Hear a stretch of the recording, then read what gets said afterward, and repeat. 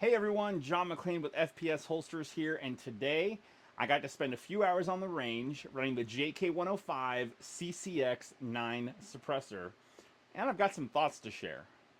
For testing, we used a STK 200 from Rock Island Armory, a TTI Combat Master G34, and even a CZ Scorpion 3 Plus Micro. Ammo included 115 grain Arms Corps Supersonic, 147 grain competition minor loads from Excalibur, and 147 grain subsonic Arms Corps load. We also played a little with holsters just to see how practical this setup could be. Now let's cut to the range clips, and afterwards I'll break down my impressions.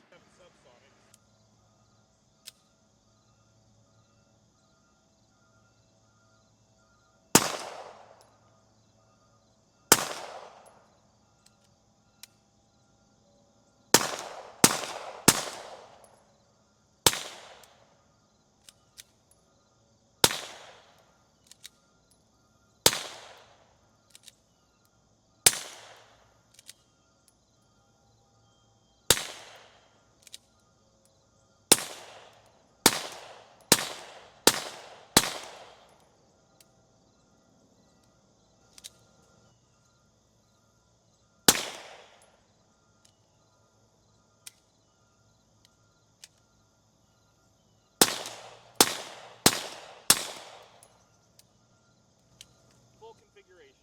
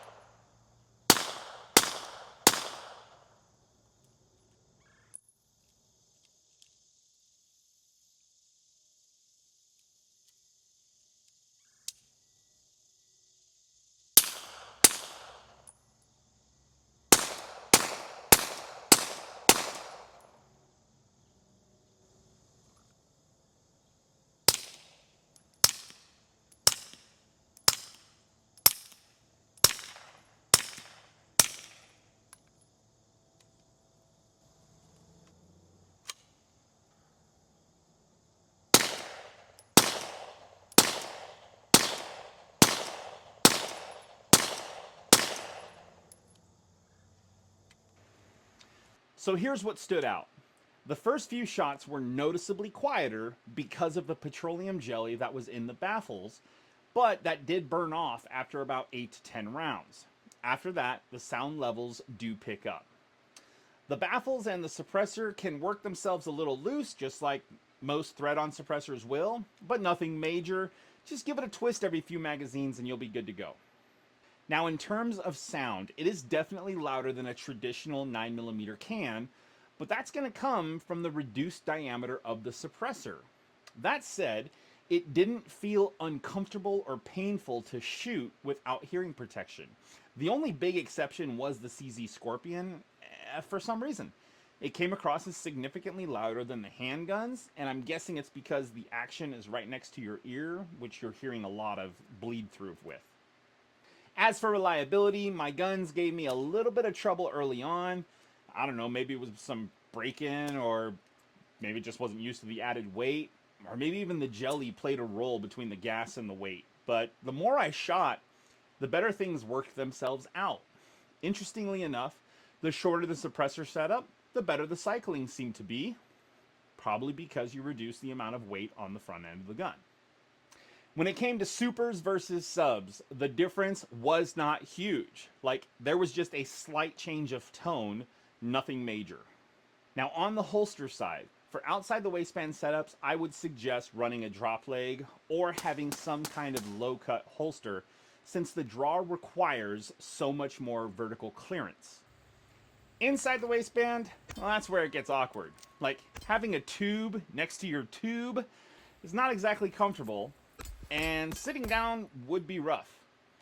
If you were going to be on your feet all day, maybe you can make it work, but it's probably not going to be my primary EDC setup.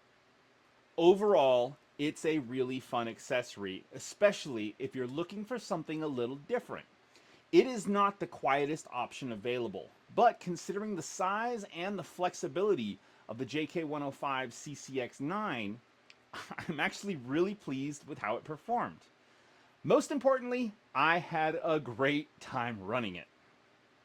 So that's going to wrap it up for today. Thank you so much for watching. Don't forget to like and subscribe. I'm John McLean with FPS Holsters, reminding you that if you're going to miss, at least look good doing it. Wish me luck in South Africa.